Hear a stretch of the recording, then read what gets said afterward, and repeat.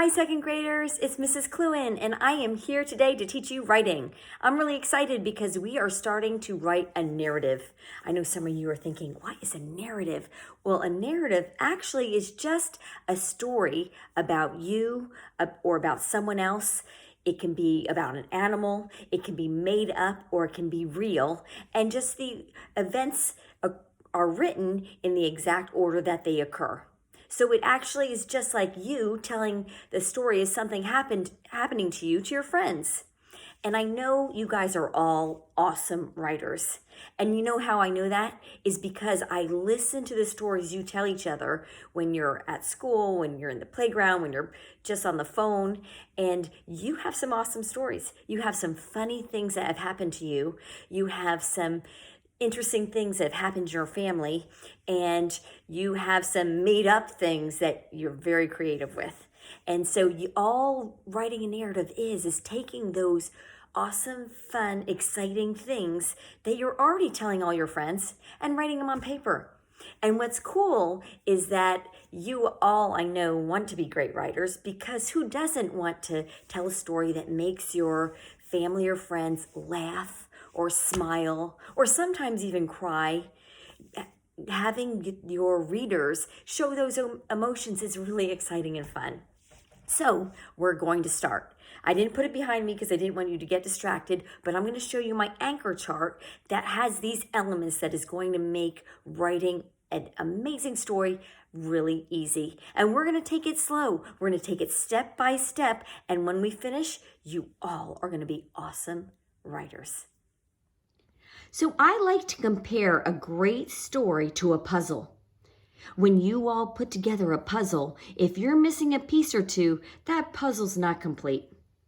Just like the puzzle, a story needs to have all its pieces come together in order to be a wonderful, intriguing, engaging story. These pieces of a story are called the story elements.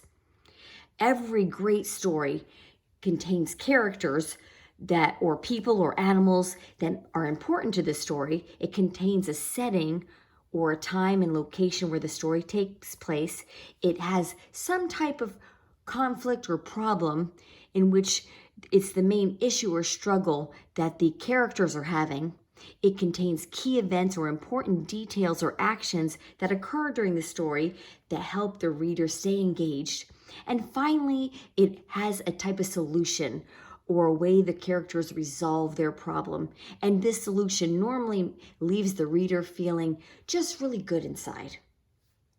So all these parts come together for us to have a wonderful story. So we're going to take it step by step. And today we're just going to talk about story elements. We're going to just listen to a story by an awesome author. And we're going to just hear how he created this great character, how he built a setting, how he has a problem, and key events occur in the story. And then finally, he has a wonderful solution. Then tomorrow we get to start the fun activities, and we're going to actually begin creating our character for the story that we're going to write. I'll go into more details about that tomorrow, but for today, we're just going to get to listen. Are you ready? All right, so the story we get to read today is Knuffle Bunny by Mo Willems. Some of you guys did the art project last week in which you did a draw along with Mo Willems, and he is just an amazing author. And so let's go ahead and take a look at how he puts this story together and all the story elements that go into it. We're going to take a look at the characters and the setting, and then the beginning, middle, and end of the story as well. Let's begin. Not so long before she could ever even speak words, Trixie went on an errand with her daddy.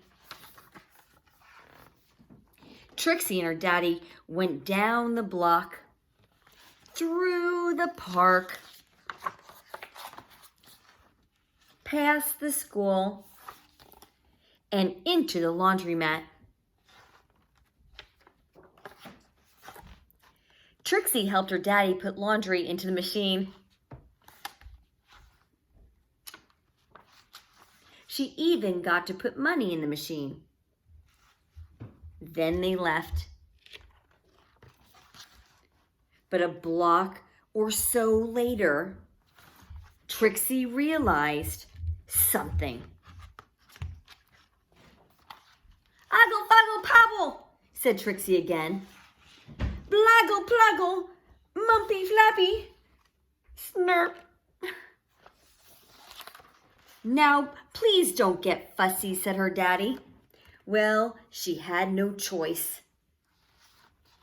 Trixie bawled. She went boneless. She did everything she could to show how unhappy she was. By the time they got home, her daddy was unhappy too.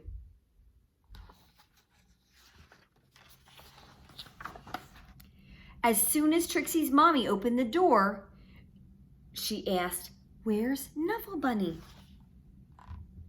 Trixie's telling her dad. I knew that all along.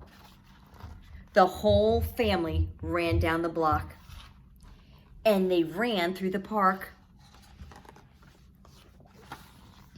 Trixie's daddy looked for Nuffle Bunny and looked and looked and looked. But Nuffle Bunny was nowhere to be found.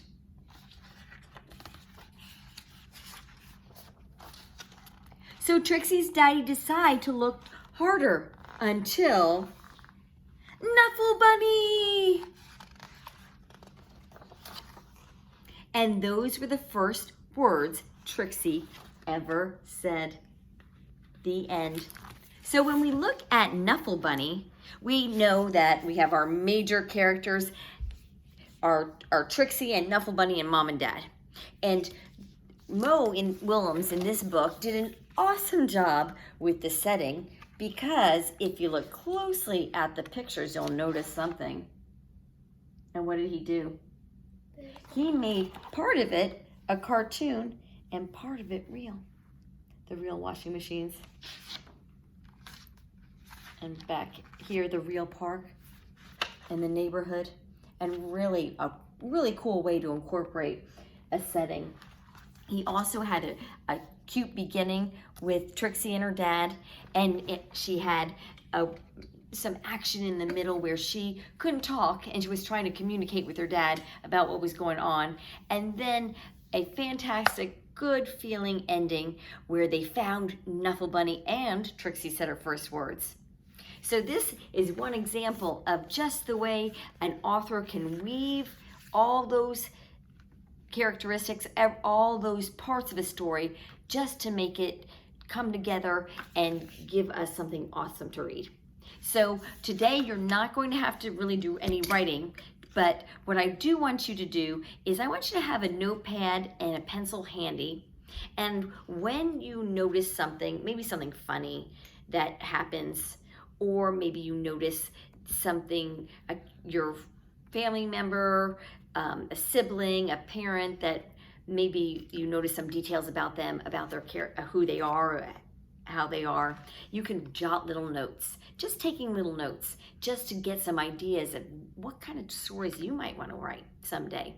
And those ideas of what you write down, of funny things that happen, of funny noticings you have, of really neat things you see, you can use all those ideas to create your own story someday.